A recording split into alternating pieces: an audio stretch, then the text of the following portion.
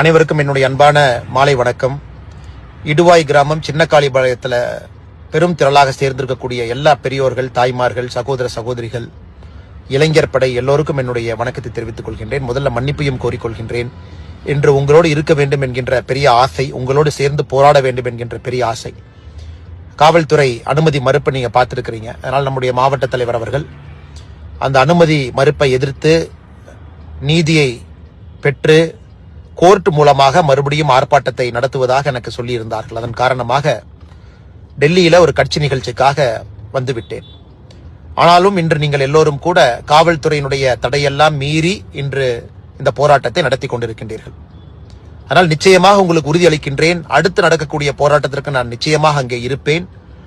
அதே நேரத்தில் எங்களுடைய மாவட்ட தலைவர் அண்ணன் ஸ்ரீனிவாசன் அவர்கள் முறையாக அனுமதியை நிச்சயமாக பெறுவார் என்கின்ற நம்பிக்கையும் எனக்கு இருக்கு. காவல்துறை அப்பொழுதும் அதை மறுத்தால் வேறு வழி இல்லை, நானும் உங்களைப் போல அதை மீற வேண்டிய கட்டாயத்திற்கு தள்ளப்பட்டிருப்பேன்.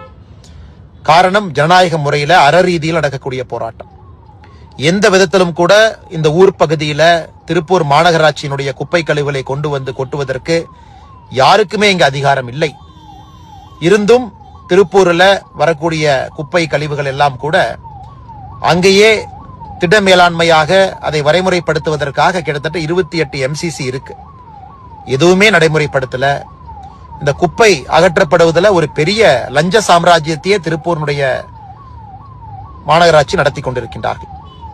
இன்னைக்கு அதை பேச்சு மூச்சு இல்லாம சத்தம் போடாம அதை நைசா கொண்டு வந்து சின்னக்காளிபாளையத்தில் கிட்டத்தட்ட ஒரு 6-7 கிராம பொதுமக்களுக்கு தொந்தரவு கொடுக்கும் விதமாக அராஜகத்தோடு இதை கொட்டியே தீர்வோம் என்று ஆர்ப்பாட்டம் செய்து கொண்டிருக்கின்றார்கள் அவர்கள். அதை எதிர்த்து ஜனநாயக ரீதியில நாம் ஆர்ப்பாட்டம் செய்து கொண்டிருக்கின்றோம். அதனால் கவலையை விடுங்க, உங்களோட எப்பொழுதும் நாங்கள் இருப்போம். அப்படி அவங்க குப்பையை கொட்ட முடியாது. காரணம், PAP வாய்க்கால் ஒரு பக்கம் போகுது, குப்பை எங்கே கொட்டுவோம் என்று சொல்கின்றாங்களோ இப்பதான் அதுக்கு பக்கத்துல 1500 ஏழை எளிய மக்களுக்கான வீட்டு வசதி இப்பதான் வந்திருக்கு. அவர்களுக்கு பிரச்சனை.